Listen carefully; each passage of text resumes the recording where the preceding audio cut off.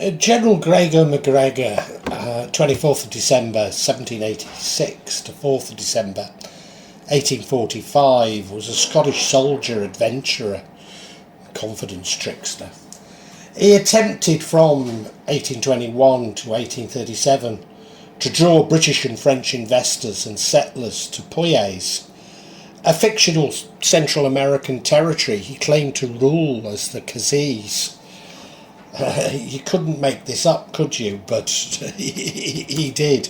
Hundreds invested their savings in supposed Poyaisian government bonds and land certificates, while around 250 emigrated to MacGregor's invented country in 1822 and 23, to only find untouched jungle. More than half of them died. MacGregor's Poyais scheme is the most brazen confidence tricks in history, and I believe one of the most fascinating yarns I have researched.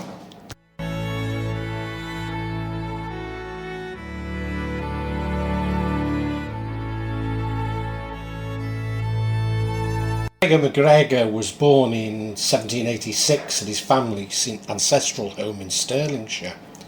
The son of Daniel MacGregor, an East India Company sea captain, and his wife Anne, née Austin. The family was Roman Catholic and part of Clan Gregor, whose prescription by King James VI in 1604 had only been repealed in 1774. The MacGregors had been legally ostracised and forbidden to use their own surname. Many of them, including Gregor's celebrated great-great-uncle Rob Roy, had participated in the Jacobite risings. Gregor's grandfather, also called Gregor, served with distinction in the British Army under the surname Drummond and played an important role in the clan's restoration and rehabilitation into society. After his father's death in 1794, he and his two sisters were raised primarily by his mother with the help of various relatives. MacGregor would in later life claim to have studied at the University of Edinburgh between 1802 and 1803, but records of this do not survive.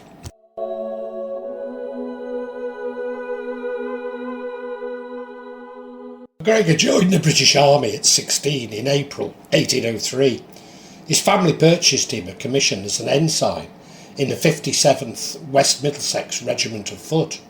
MacGregor's commission coincided with the start of the Napoleonic Wars. Southern England was fortified to defend against a possible French invasion. The 57th Foot was at Ashford, Kent. In February 1804, after less than a year in training, MacGregor was promoted without purchase to lieutenant, an advancement that usually took up to 3 years. Later that year, after MacGregor had spent some time in Guernsey with the regiment's 1st Battalion, the 57th Foot was posted to Gibraltar. MacGregor was introduced to Maria Bowater, a daughter of a Royal Naval Admiral, around 1804. Maria commanded a substantial dowry, and apart from her now deceased father, was related to two generals, a member of Parliament, and a botanist, Aylmer Bourke Lambert. Gregor and Maria married at St Margaret's Church, Westminster, in June 1805 and set up home in London. 2 months later, having rejoined the 57th Foot in Gibraltar, MacGregor bought the rank of captain for about £900, choosing not to wait the 7 years such a promotion might take without purchase. The 57th Foot remained in Gibraltar between 1805 and 1809. During this time, MacGregor developed an obsession with dress, rank insignia and medals that made him unpopular in the regiment. He forbade any enlisted man or non-commissioned officer to leave the quarters in anything less than full dress uniform. In 1809, the 57th Foot was sent to Portugal as reinforcements for the Anglo-Portuguese army under the Duke of Wellington. MacGregor's regiment disembarked at Lisbon about 3 months into the campaign on the 15th of July, Soon thereafter, MacGregor was seconded to the 8th Line Battalion of the Portuguese Army, where he served as the rank of Major from October 1809 to April 1810. The secondment came after a disagreement between MacGregor and a superior officer, which developed so that the young captain was forced to request discharge. MacGregor formally retired from the British service on the 24th of May 1810, receiving back the 1,350 he'd paid for the ranks of ensign and captain, and returned to Britain. The 57th Foot's action at the Battle of Albuera on the 16th of May 1811 would earn it the considerable prestige and the nickname the Diehards. MacGregor would make much of his association, despite having left the regiment 1 year prior. On his return to Britain, 23-year-old MacGregor and his wife moved into a house rented by his mother in Edinburgh. There he assumed the title of colonel, wore the badge of a Portuguese knightly order, and toured the city in an extravagant and brightly coloured coach.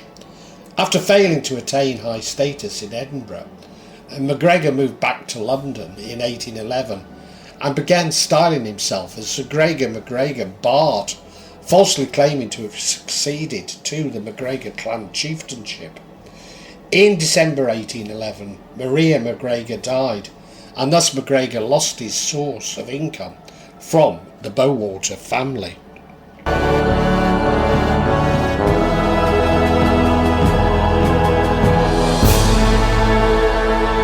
MacGregor's interest was aroused by the colonial revolts against the Spanish rule in Latin America, and particularly Venezuela, with the Venezuelan War of Independence.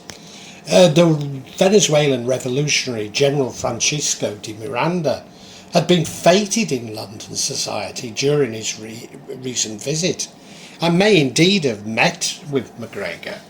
MacGregor formed an idea that exotic adventures in Latin America might earn him similar celebrity on his homecoming.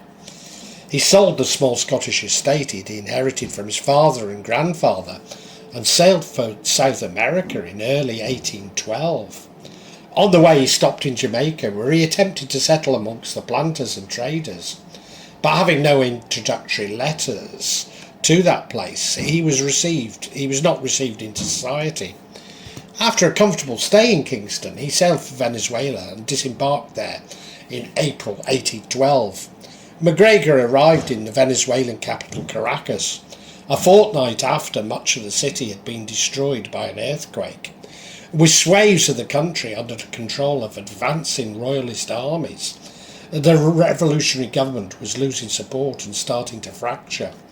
MacGregor dropped his pretended Scottish baronetcy, reasoning that it might undermine his republican credentials he hoped to establish, but continued to style himself as Sir Gregor on the basis that he claimed, a knight of the Portuguese Order of Christ.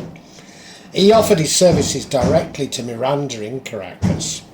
As a former British Army officer from the famous Diehards, no less, he was received with alacrity and given command of a cavalry battalion with the rank of colonel. In his first actions, MacGregor and his cavalry routed a royalist force west of Maracay, between Valencia and Caracas. MacGregor joined Josefa Antonia Andreas Astilaga y Laveria, the daughter of a prominent Caracas family and cousin of the revolutionary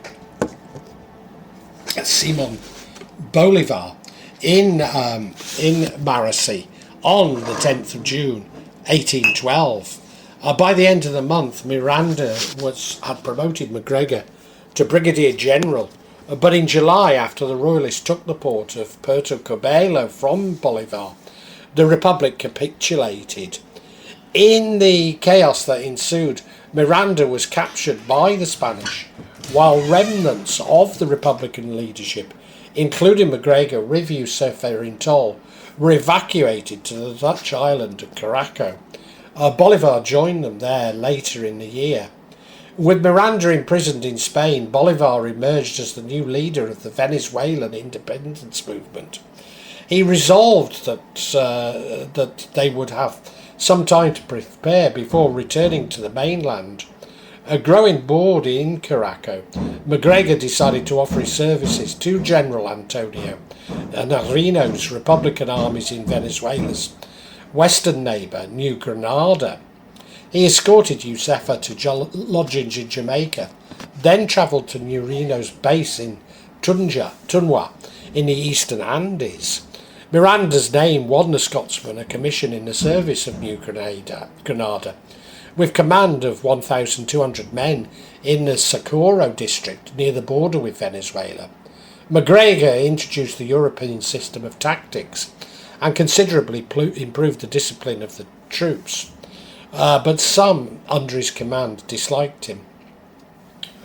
Whilst MacGregor was in the New Granadian service, Bolivar raised a force of Venezuelan exiles and local troops in the port of Cartagena de Indias and captured Caracas on the 4th of August 1813. The Royalists quickly rallied and crushed Bolivar's Second Republic in mid-1814.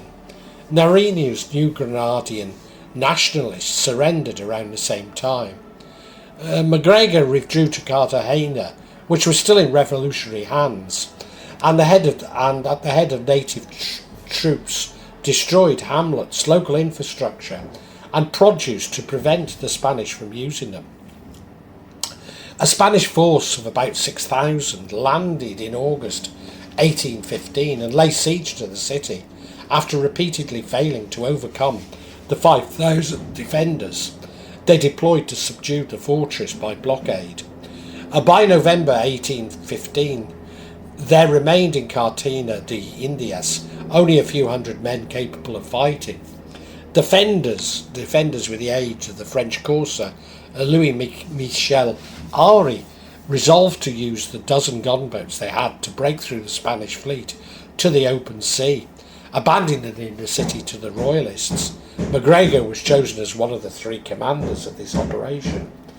On the night of the 5th of December 1815, the gunboats sailed into the bay, blasted their way through the smaller Spanish vessels, and avoiding frigates, made for Jamaica. All gunboats escaped. The British merchant class in Jamaica that had shunned MacGregor now welcomed him as a hero. Around New Year 1816, MacGregor and his wife made their way to Santo Domingo, the Dominican Republic now, where Bolivar was raising a new army. Bolivar received MacGregor back into the Venezuelan army with the rank of Brigadier General and included him in an expeditionary force that left Okai, now Lakai, on 30th of April 1816.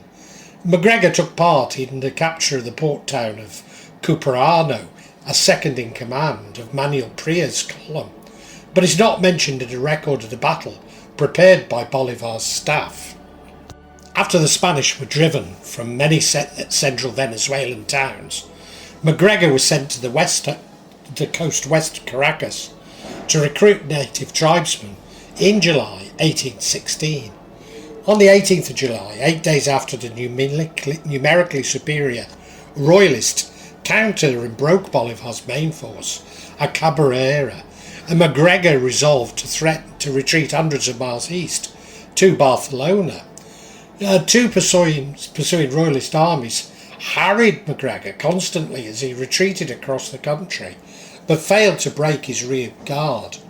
With no carts and only a handful of horses, the Scotsman was forced to leave his wounded where they fell. Later, on the 27th of July, MacGregor's way east was obstructed by a Royalist force at Chagarumas, south of Caracas, and about a third of the distance to Barcelona. MacGregor led his men in a furious charge that prompted a Spanish retreat back into Churangamas, then continued towards Barcelona. The Spanish remained in the town until the 30th of July, giving MacGregor 2 days head start, and caught up with him only on the 10th of August. The Scotsman deployed his 1,200 men, mostly native archers, behind a marsh and a stream. The Spanish cavalry were bogged down in the marsh, while the archers repelled the infantry with volleys of arrows. After 3 hours, MacGregor charged and routed the Royalists. MacGregor's party was helped the rest of the way east to Barcelona by elements of the main Revolutionary Army. They arrived on the 20th of August 1816, after a 34 days' march. With Bolivar back in Okay, overall command of the Republican armies in Venezuela had been given to Piar. On the 26th of December, Piar and MacGregor defeated the Spanish army, commanded by Francisco Tomas Morales at El Yuncal. But MacGregor and Piar had several disagreements over strategic conduct of the war. In early October 1816, MacGregor left with Josefa for Margarita Island, about 24 miles off eastern Venezuela, where he hoped to enter the service of General Juan Bautista Arizmendi. Soon afterwards he received an acclamatory letter from Bolivar. MacGregor's march to Barcelona would remain prominent in South American revolutionary narrative for years.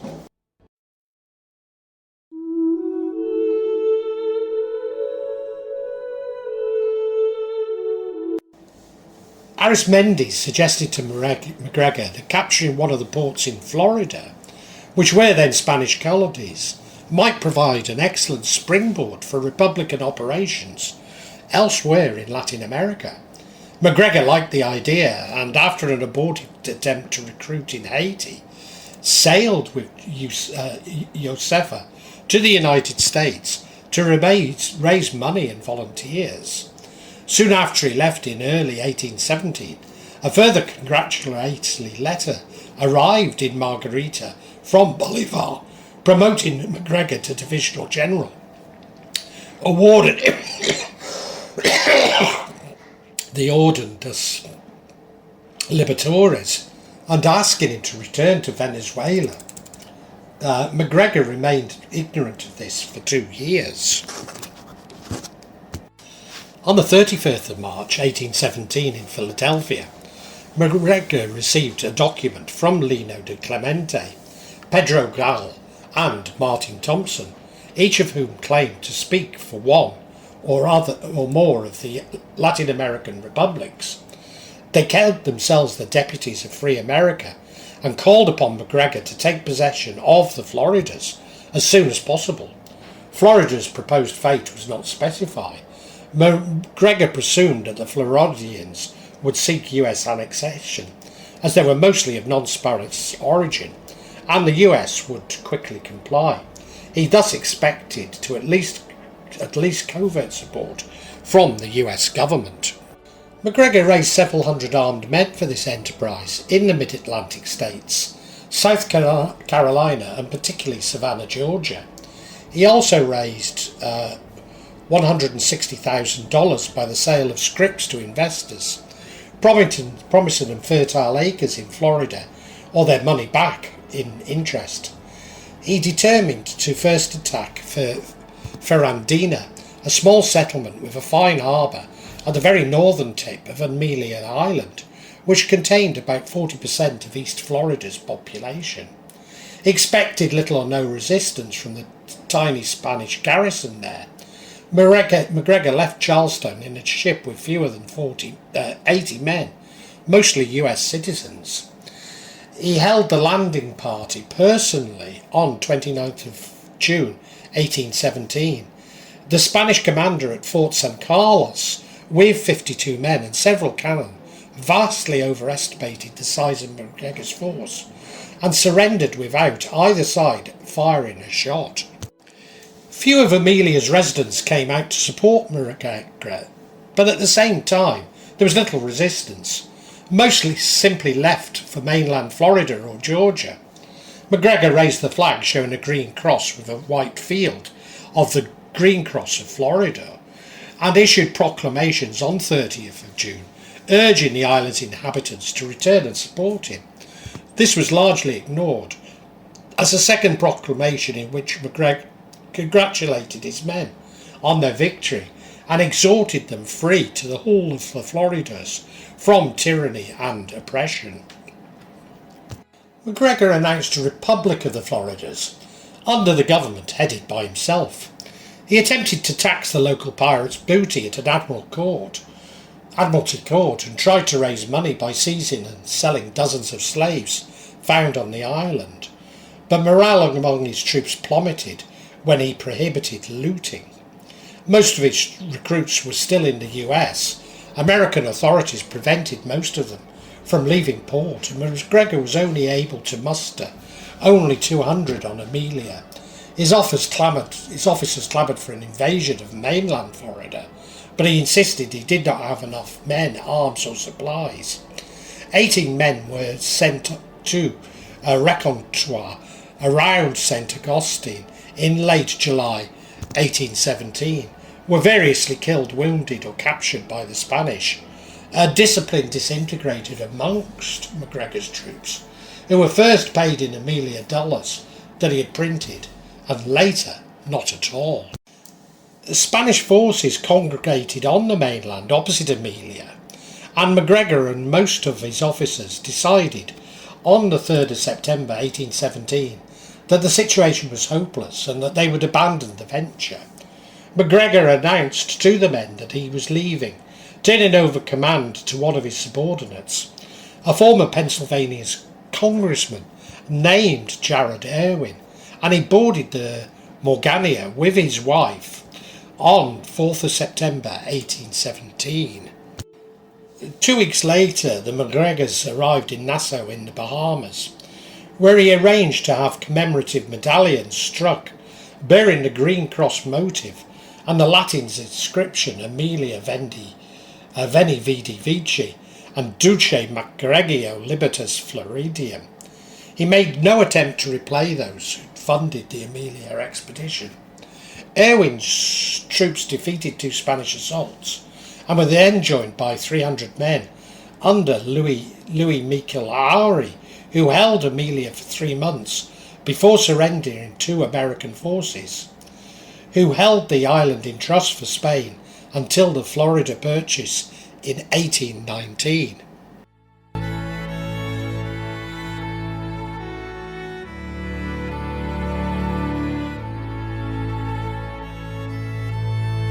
MacGregor was excited by the idea of leading British troops. After years in command of colonial tribesmen and miscellaneous adventurers, he sailed home with Josefa and Gregorio and landed in Dublin on 21st of September 1818, and from there he made his way back to London. The Third Venezuelan Republic's envoy in the British capital borrowed £1,000 for MacGregor to engage and transport British troops for service in Venezuela, but he squandered these funds within a few weeks. A London financier, an old friend of MacGregor's, called Thomas Newt, took responsibility for the envoy's debt on the condition that the general instead take troops to New Granada.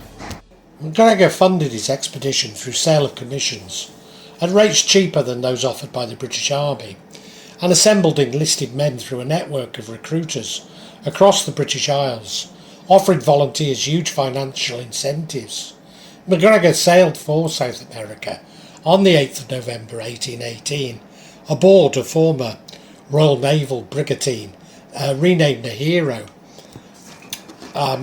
50 officers and over 500 troops, many of them Irish, followed the next month. They were critically under-equipped, having virtually no arms nor munitions. The men came close to mutiny at Okai in February 1819, when MacGregor failed to produce the $80 silver per man on arrival promised by his recruiters. MacGregor persuaded South American merchants in Haiti to support him with funds, weapons and ammunition, but then sailed off for the island of San Andre, off the Spanish-controlled Isthmus of Panama, only on the 10th of March. Going first to Jamaica to arrange accommodation for Josefa and Gregoria, He joined his troops at San Andreas on the 4th of April. The delay had led to renewed dissension in the ranks that the standing commander, Colonel William Rafter, had difficulty containing. MacGregor restored morale by announcing that he would set up an attack on Portobello, the new Grenadian mainland, the following day. Colonel Rafter disembarked with 200 men near Portobello on the 9th of April, outflanked a roughly equal force of Spanish defenders during the night, and marched into Portobello without a fight on the 10th of April.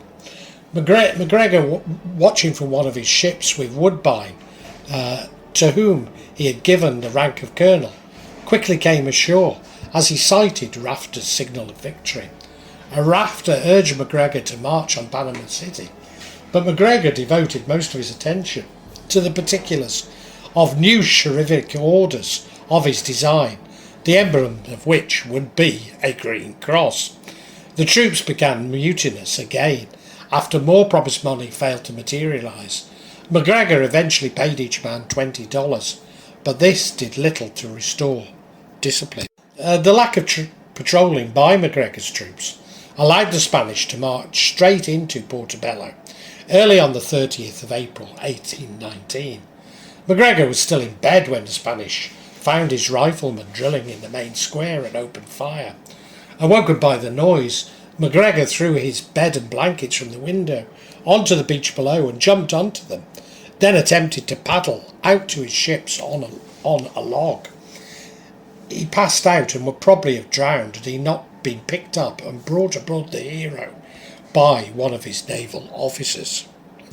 MacGregor would claim that on regaining consciousness he immediately raised his standard over the hero, then dispatched runners to Rafter, ordering him not to surrender.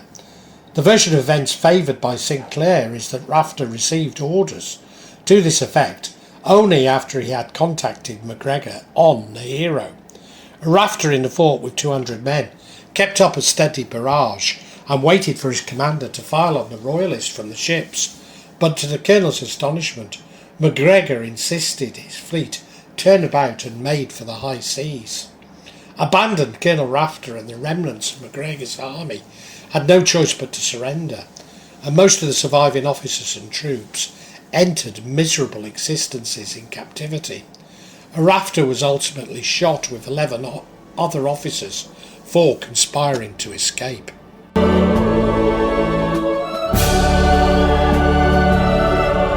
On his way first to San Andreas, then Haiti, MacGregor conferred invented decorations and titles on his officers and planned an expedition to Rio de la Hacha in northern New Granada. He briefly delayed in Haiti by falling out with a naval commander, an officer called Hudson. When the naval officer fell ill, MacGregor put him ashore, seized the hero which Hudson owned, and renamed her El MacGregor, explaining to the Haitian authorities that drunkenness, insanity, and mutiny by his captain had forced him to take the ship. MacGregor steered the hijacked brigantine to Poyais, then sold her after she was found to be unseaworthy. Waiting for him in Poyais were 500 officers and enlisted men, courtesy of recruiters in Ireland and London, but he had no ships to carry them and little in the way of equipment. This was remedied during July and August 1819, first by the arrival of his Irish recruiter, Colonel Thomas Eyre, with 400 men and 2 ships. MacGregor gave him the rank of general, an order of the Green Cross, and then by the appearance of war material from London, sent by Thomas Newt on a schooner named Amelia. MacGregor bombastically announced his intention to liberate New Granada, but then hesitated. The lack of rations or pay for weeks prompted most of the British volunteers to go home. MacGregor's force, which had comprised of 90 men at its peak, including officers, had dwindled to no more than 250 by the time he directed the Amelia and 2 other vessels to Rio de la Hacha on the 29th of September 1819. His remaining officers, including Lieutenant Colonel Michael Rafter, whom had bought a commission with the hope of rescuing his brother, William. After being driven from Rio de la Ancha, MacGregor ordered a night landing west of the town and said that he would take command once the troops were ashore. Lieutenant Colonel William Northcote led the men onto the beach and waited there 2 hours for MacGregor to arrive, but the general failed to appear. Attacked by a larger Spanish force, Northcote countered and captured the town. MacGregor still refused to leave the ships, convinced that the flag flying over the fort must be a trick.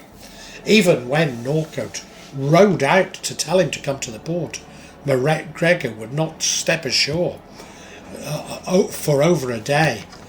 Evans was largely, as they had done earlier that year at Portobello. MacGregor abstained from his command in all but name, and the troops descended in a state of confused drunkenness. General MacGregor displayed so palatable a want of the requisite qualities which should distinguish a commander of such an expedition. As the Spanish forces gathered around the town, Northcote and Rafter decided the situation was hopeless and left on a captured Spanish schooner on the 10th of October 1819, taking with them 5 officers and 27 soldiers and sailors. MacGregor convened his remaining officers the next day and, giving them promotions and Green Cross decorations, exhorted them to help him lead the defence. Immediately afterwards he went to the port, ostensibly to escort Eyre's wife and 2 children to safety on a ship. After putting the Eyres on the Lovely Marne, he boarded the Amelia and ordered the ships out to sea just as the Spanish attacked. General Eyre and his troops left behind were all killed. MacGregor reached Okai to find news of his latest debacle and preceded him, and he was shunned. A friend in Jamaica, Thomas Hickson, informed him through letters that Josefa and Gregoria had been evicted, and until Hickson's intervention they'd sought sanctuary in a slave hut. MacGregor was wanted in Jamaica for piracy, and so could not join his family there. He could not go back to Bolivar, who was so outraged by MacGregor's recent conduct that he accused the Scotsman of treason, ordering his death by hanging if he ever set foot on the South American mainland again.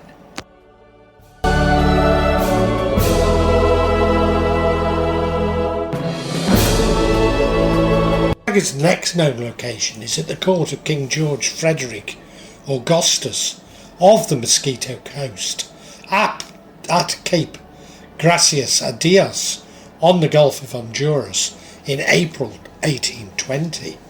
The Mosquito people, descendants of shipwrecked African slaves and indigenous people, shared the historic British antipathy towards the Spanish, towards Spain, and the British authorities in the region had crowned their most powerful chieftains as kings since the 18th century. Britain crowned and protected them simply so they could declare the area to be under the Mosquito sovereignty and thereby obstruct Spanish claims. There had been a modest British settlement on the coast around the Black River and now the Rio Seashore. By the 1820s, all that was left was a small graveyard overgrown by jungle.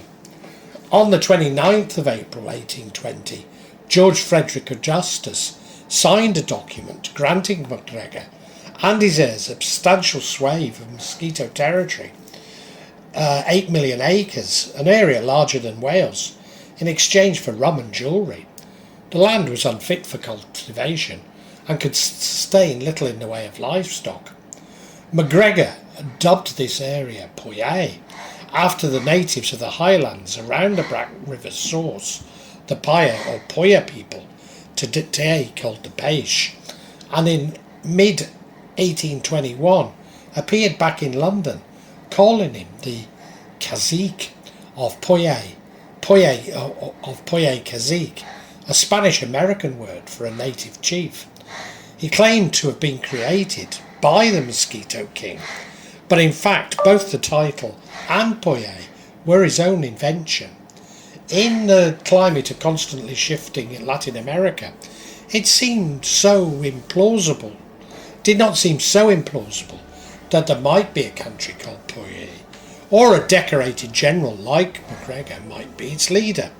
His exotic appeal was enhanced by the arrival of the Princess of Poyais, Josefa, who had given birth to a girl named Josefa Anna Gregoria at MacGregor's sister's home in Ireland.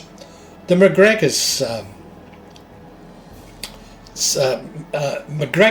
that he'd come to London to attend King George IV's coronation on the Poyais' behalf and in seek investment and immigrants for Poyais. He claimed to have inherited a democratic system of government there with basic civil service and military. To those interested, MacGregor showed what he said was a copy of a printed proclamation he had issued to the Poyais on the 13th of April 1821. He announced the 1820 land grant, his departure for Europe to seek investors and colonists and moral instructors and persons to guide and assist you, and the appointment of Brigadier General Woodbine to be the vice-cazique during his absence. There is no evidence that such a statement was ever actually distributed on the Mosquito Coast.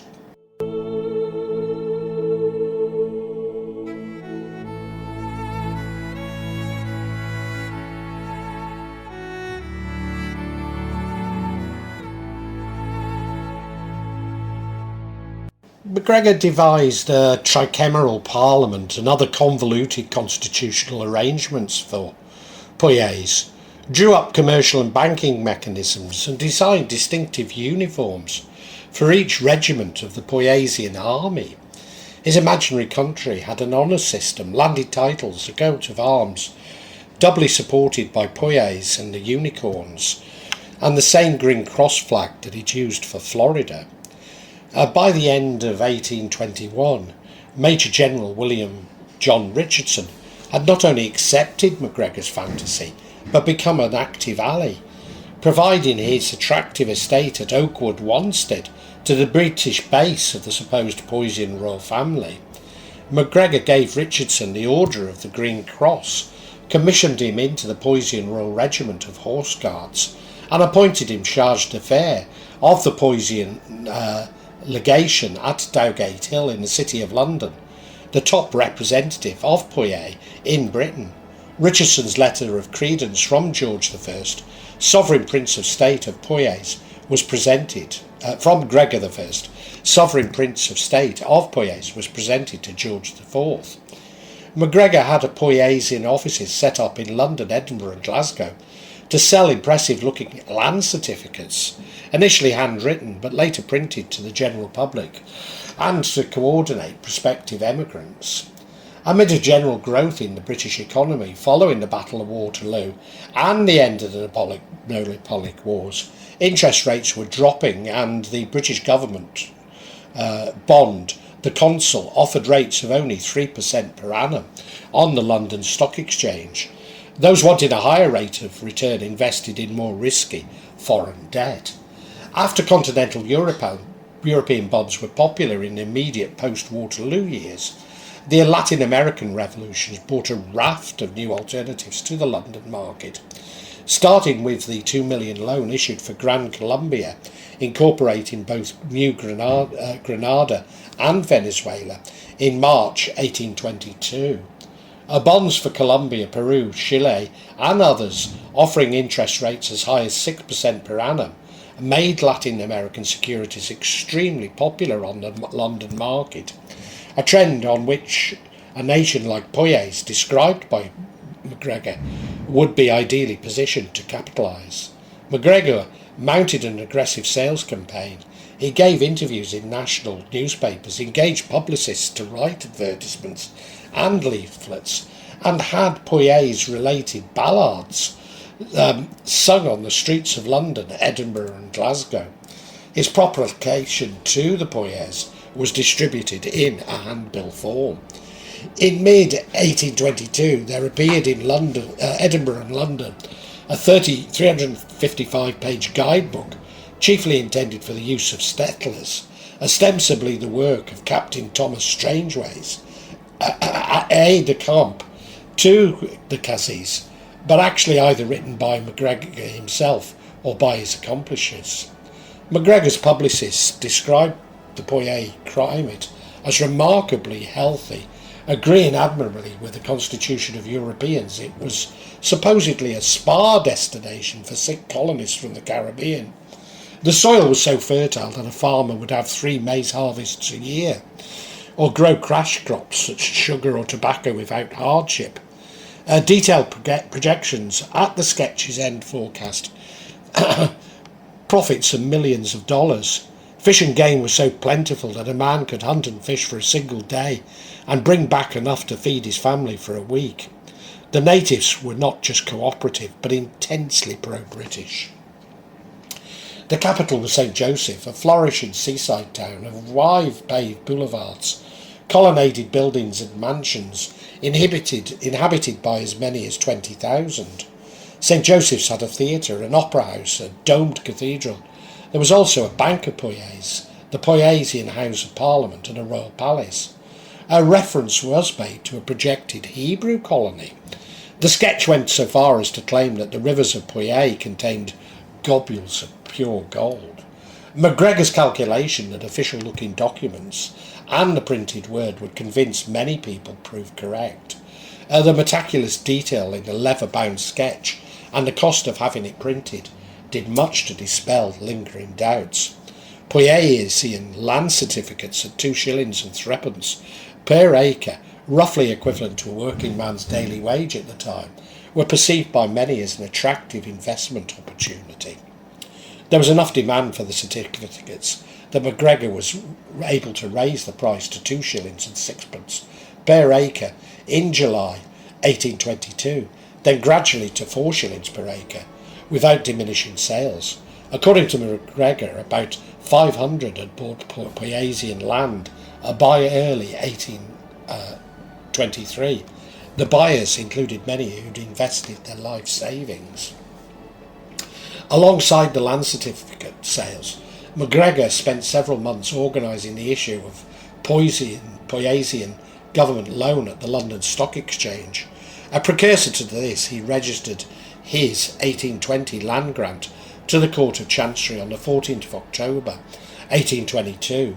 Sir John Perring, Shaw, Barber and Co., a London bank with a fine reputation, underwrote a £200,000 loan secured on all revenues of the government of Poyais, including the sale of land, and offered provisional certificates or scrip for the Poyaisian bonds on the 23rd of October. The bonds were in denominations of £100, £200 and £500 and offered at a marked down purchase price of 80%. The certificates could be acquired for 15%, with the rest due over 2 instalments on the 17th of January and 14th of February. The interest rate was 6% per annum. If Poyaisian issues successfully emulated the Colombian, Peruvian and Chilean counterparts, MacGregor stood to amass a fortune.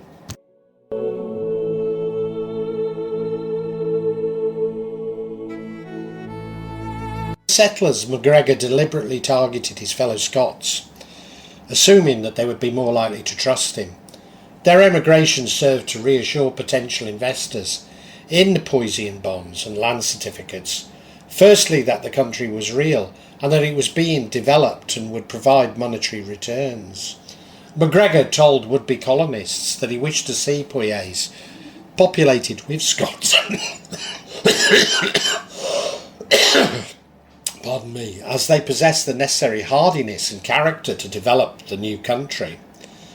Alluding to the rivalry with England and the Darien episode, an ill-fated Scottish attempt to colonise the Isthmus of Panama in 1698, which he stressed had involved a direct ancestor of his, MacGregor suggested that in Poyais they might right this historic wrong and salvage Scottish pride in establishing this Scottish empire. Skilled tradesmen and artisans were promised free passage to Poyais, supplies and lucrative government contracts. Hundreds, mostly Scots, signed up to emigrate, enough to fill 7 ships.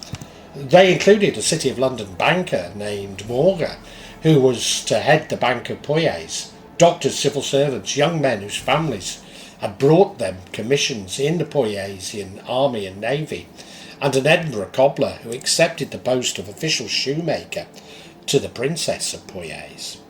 A piece of paper headed with a coat of arms and the words $1, Bank of Poyais, with smaller writing beneath. MacGregor bartered these worthless notes to his would-be settlers, taking their real British money in exchange. Leadership of the Cazique's first emigration party was given to an ex-British Army officer, Hector Hall, who was commissioned into the Poyaisian 2nd Native Regiment of Foot with the rank of Lieutenant Colonel, and created Baron Tito with a supposed 12,800 estate. Hall would sail with 70 emigrants on the Honduras packet, a vessel MacGregor had encountered in South America. MacGregor saw them off from London on the 10th of September 1822, entrusting them to Morgan 500 Bank of Poyais dollar notes produced by the Bank of Scotland's official printer. The people who bought the land and who had planned to take their savings with them in coin were delighted to exchange their gold for the legal currency of Poyais. The second emigrant ship, the Kennelly Castle, a merchantman docked at Leith, was hired by MacGregor in October 1822 and left Leith on 22nd of January 1823 with almost 200 emigrants aboard. MacGregor again saw the settlers off, coming aboard to see that they were well quartered, and to their delight he announced that since this was their maiden emigrant voyage from Scotland to Poyais, all women and children would sail free of charge.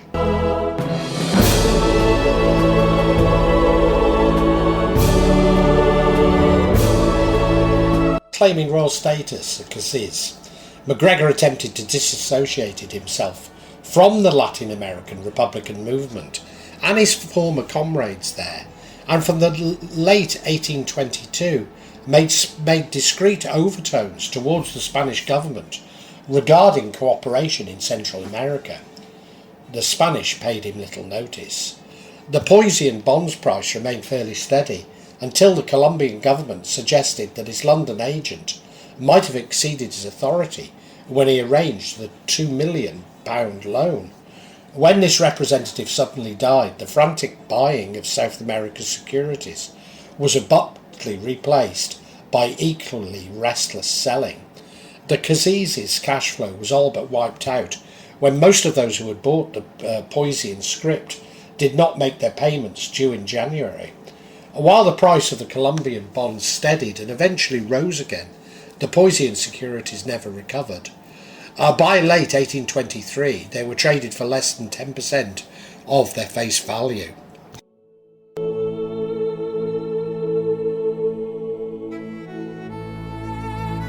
Honduras packet reached the Black River in November 1822.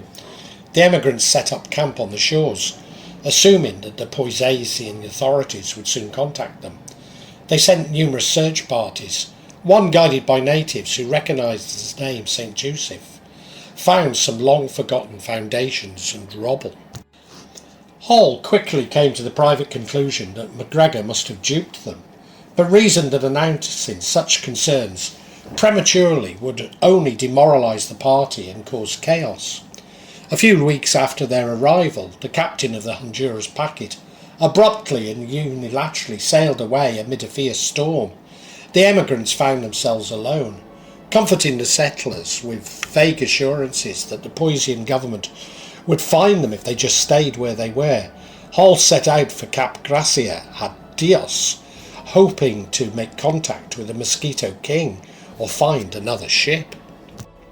Most of the emigrants found it impossible to believe that the Caziques had deliberately misled them, and posited the blame must lie elsewhere, or that there must have been some terrible misunderstanding.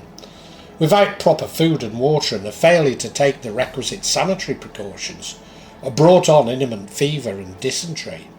Most of the sufferers lay on the ground without other protection from the sun and the rain than a few leaves and branches thrown across some sticks. Many were so weak as to be unable to control to the woods for the common offices of nature. The second colonies disembarked from the Kennersley Castle in late March 1823. Their optimism was quickly extinguished. Hall returned in April with disheartening news. He found no ship that could help, and far from considering them any responsibility of his, King George Frederick Augustus had not even been aware of their presence. The Kennersley Castle having sailed, MacGregor's victims could count on no assistance in the near future. The emigrants had brought ample provisions with them, including medicines, and had 2 doctors amongst them, so they were not in total hopeless situation. But apart from Hall, none of the military officers, government officials or civil servants appointed by MacGregor made any serious attempt to organise a party. Hall returned to Cap Gracias and Dios several times to seek help. The settlers became increasingly disgruntled, particularly when Hall refused to pay the wages promised to those supposedly on Poyaisian government contracts. With the coming of the rainy season, insects infested the camp. Diseases such as malaria and yellow fever took hold, and the emigrants sunk into utter despair. The schooner Mexican Eagle from British Honduras, carrying the Chief Magistrate of Belize, Marshal Bennett, to the Mosquito King's Court, discovered the settlers in early May 1823. 7 men and 3 children had died, and many more were sick. Bennett informed them that Poyais did not exist, and that he'd never heard of this Cazique they spoke of. He advised them to return with him to British Honduras, as they would surely die if they stayed where they were. The majority preferred to wait for Hall to come back, hopefully with news of passage back to Britain.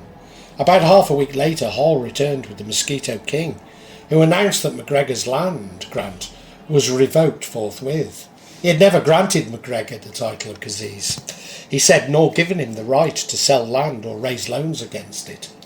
The emigrants were in fact in George Frederick Augustus' territory illegally, and would have to leave unless they pledged allegiance to him.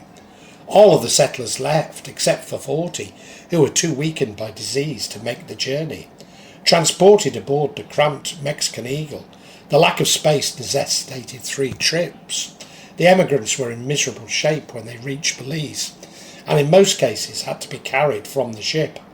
The weather in British Honduras was even worse than that it had been at the Black River, and the colony's authorities and doctors could do little to help the new arrivals. Disease spread rapidly amongst the settlers, and most of them died. The colony's superintendent, Major General Edward Codd, opened an official investigation to lay open the true situation of the imaginary state of Poyais and the unfortunate emigrants, and sent word to Britain of Poyais' settlers' fate. By the time the warning reached London, MacGregor had 5 more emigrant ships on the way. The Royal Navy intercepted them. The 3rd vessel, Skene, carrying more than 105 Scottish emigrants, arrived at the Black River, but on seeing the abandoned colony, the master, Captain John Wilson, sailed to Belize and disembarked his passengers there. The 4th and last ship to arrive was the Albion, which arrived at Belize in November 1823, but which was carrying provisions, arms and stores, and not passengers. The cargo was sold locally at auction. The surviving colonists, variously settled in the United States, remained in British Honduras or sailed home aboard the Ocean, a British vessel that left Belize on the 1st of August 1823. Some died during the journey back across the Atlantic. Of the roughly 250 who had sailed on the Honduras Packet and Kennersley Castle, at least 180 had perished. Fewer than 50 ever returned to Britain.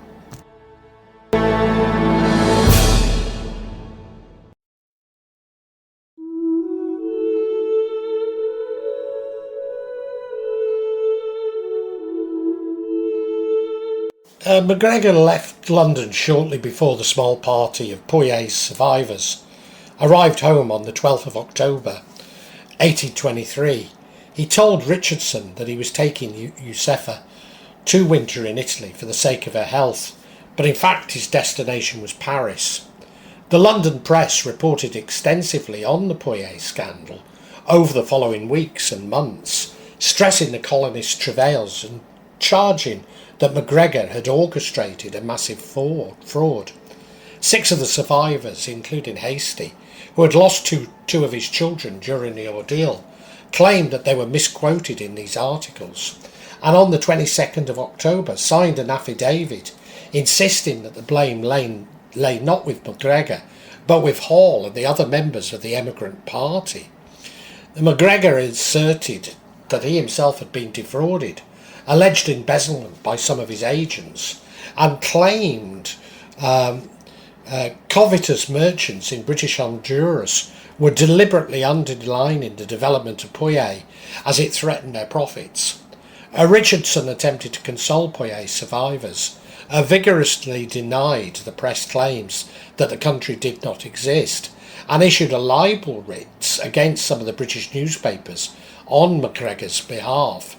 In Paris, MacGregor persuaded the Compagnie de la Nouveau Industrie, a firm of traders that aspired to prominence in South America, to seek investors and settlers for Poyais in France. He concurrently intensified his efforts towards King Ferdinand VII of Spain. In a November 1923 letter, the Cadiz proposed to make Poyais a Spanish protectorate. 4 months later, he offered to lead a Spanish campaign to reconquer Guatemala, using Poyais as a base. Spain took no action. Around this time, Josefa gave birth to the third and final MacGregor child, Constantino, at their home in the Champs-Élysées. Gustav Butler Hipsley, a friend of Major Richardson and fellow veteran of the British Legions in Latin America, accepted the Poyais fantasy as true and entered MacGregor's employ in March 1825. With Hipsley's help, MacGregor negotiated with the Nouvelle Industrie Company, whose managing director was a Frenchman called Lebuy, and agreed to sell the French company up to 500,000 acres in Poyais for its own settlement scheme, a very clever way of distancing himself, as at this time he would be able to say honestly that others were responsible and that he had merely made the land available. Leaby's company readied a ship at Le Havre and began to gather French emigres, of whom about 30 obtained passports to travel to Poyais. Discarding the idea of cooperation with Spain, MacGregor published a new Poyaisian constitution in Paris in August 1825, this time describing it as a republic. He remained head of state with the title Cazique, and on the 18th of August raised a new £300,000 loan through Thomas Jenkins and Company, an obscure London bank offering 2.5% interest per annum. The sketch was condensed and republished as a 40-page booklet called Some Account of the Poyais Country. French government officials became suspicious when the additional 30 people requested passports to travel to this country they'd never heard of, and ordered that the Nouvelle Industrie Company ship to be kept in port. Some of the would-be emigres became concerned themselves and made complaints to the police, which led to the arrest of Hipsley and MacGregor's secretary Thomas Irving in Paris in the early hours of 4th of September 1825. Lubé's ship never left Le Havre, and his colonists gradually dispersed. MacGregor went into hiding in the French provinces, while Lubany fled to the southern Netherlands. Hipsley and Irving were informed on the 6th of September they were being investigated for conspiracy to defraud and sell tickets to land they did not own. Both insisted they were innocent. They were taken that evening to La Force prison. MacGregor was arrested after 3 months and brought to La Force on 7th December 1825. He speculated to his confederates that the charges against them must be a result of some abrupt change of policy by France, or some Spanish intrigue calculated to undermine Poyais' independence. The three men remained imprisoned without trial, while the French attempted to extradite Lubbe from the Netherlands. Attempting to reassociate himself and Poyais with the Republican movement in Latin America, MacGregor issued a French-language declaration from his prison cell on the 10th of January 1826, claiming that he was contrary to human rights, held prisoner, for reasons of which he was not aware, and suffering as one of the founders of the new independence in the New World. This attempt to convince the French that he might have some diplomatic immunity did not work.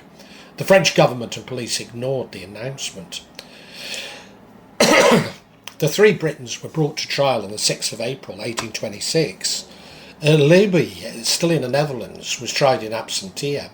However, the Crown's prosecution case was seriously hampered by his absence, particularly as many key documents were with him in the Netherlands.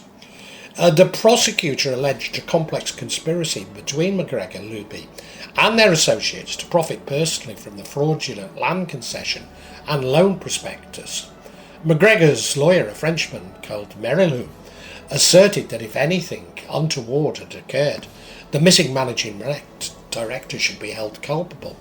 There was no proof of conspiracy, he said, and MacGregor could have been himself defrauded by Lubbe.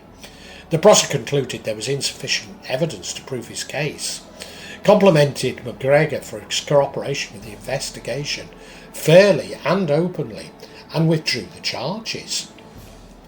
The three judges confirmed the defendant's release a full and perfect acquittal. Hipsley would write but a few days later, the French authorities succeeded in having Lubbe extradited, and the three men learned they would have to stand trial again. The fresh trial, scheduled for the 20th of May, was postponed when the prosecutor announced that he was not ready. The delay gave MacGregor and Merilou time to prepare an elaborate, largely fictional 5,000-word statement purporting to describe the Scotsman's background, activities in the Americas, and total innocence of any endeavour to defraud. When the trial finally began on the 10th of July 1826, Merilou was present not as MacGregor's defence counsel, but as a witness for the prosecution, having been called as such because of his links with the Nouvelle Industrie company. Lubbe was convicted of making false representations regarding the sale of shares and sentenced to 13 months' imprisonment, but Cazique was found not guilty on all charges, while the imputations against Hipsley and Irving were stricken from the record.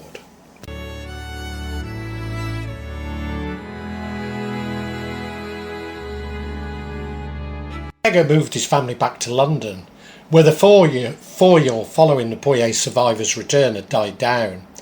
In the midst of a serious economic downturn, some of the investors had subscribed to the £300,000 Poyais loan issued by Thomas Jenkins and Company, apparently believing the assertions of the Cazique's publicists that the previous loans had been defaulted only because of the embezzlement by one of his agents. MacGregor was arrested as soon as he arrived back in Britain and held in Tuttlefields Bridewell in Westminster for about a week before being released without charge. He initiated a new, less ornate version of the Poyais scheme, describing himself simply as the Cazique of the Republic of Poyais. The new Poyaisian office at 23 Threadneedle Street made none of the claims to diplomatic status of the old Poyaisian legislation at Dowgate Hill had done. MacGregor persuaded Thomas Jenkins and Company to act as brokers for an £800,000 loan issued on 20-year bonds at 3% interests in mid-1827. The bonds produced nominal values of £250, £500 and £1,000, did not become popular. The loan's performance compelled MacGregor to pass some of the unsold certificates to a consortium of speculators for a small sum. Other variants on the Poyais scheme were similarly unsuccessful. In 1828, MacGregor began to sell certificates entitling the holders to land in Poyais proper at 5 shillings per acre. 2 years later, King Robert Charles Frederick, who succeeded his brother George Frederick Augustus in 1824, issued thousands of certificates covering the same territory and offered them to lumber companies in London, directly competing with MacGregor. When the original investors demanded their long overdue interest, MacGregor could only pay with more certificates. Other charlatans soon caught on and set up their own rival Poyaisian offices in London, offering land debentures in competition with both MacGregor and the Mosquito King. By 1834, MacGregor was back in Scotland and living in Edinburgh. He was paid some unredeemed securities by issuing yet another series of Poyais land certificates. 2 years later, he published a constitution for a smaller Poyaisian republic centred on the region surrounding the Black River and headed by himself as president. An attempt by MacGregor to sell some land certificates in 1837 marks the last record of any Poyaisian scheme.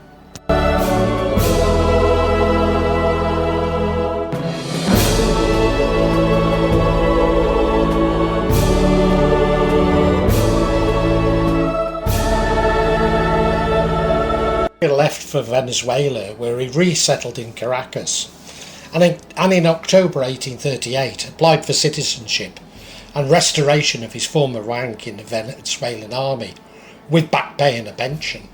He stressed his travails on Venezuela's behalf 2 decades earlier and asserted that Bolivar, who had died in 1830, had effectively deported him.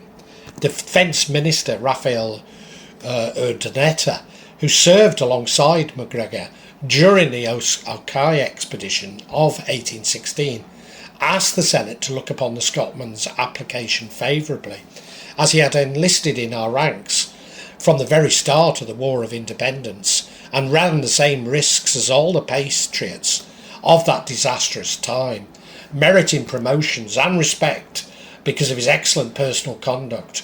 MacGregor's contributions had been heroic with immense results. President José Andrés Poyais, another former revolutionary comrade, approved the application in March 1838. MacGregor was duly confirmed as Venezuelan citizen and divisional general in the Venezuelan army, with a pension of 1/3 of his salary. He settled in the capital and became a respected member of the community. After his death at home in Caracas on 4th of December 1845, he was buried with full military honours at Caracas Cathedral, and President Carlos Sublé, cabinet ministers and the military chiefs of Venezuela marching behind his coffin. Obituaries in the Caracas press extolled General MacGregor's heroic and triumphant retreat to Barcelona in 1816 and described him as a valiant champion of independence. The part of today's history, Honduras, that was supposedly called Poyais, remains undeveloped in the 20th century. Back in Scotland, at the MacGregor graveyard near Loch Katrine, the clan memorial stones make no mention of Gregor MacGregor or the country he invented.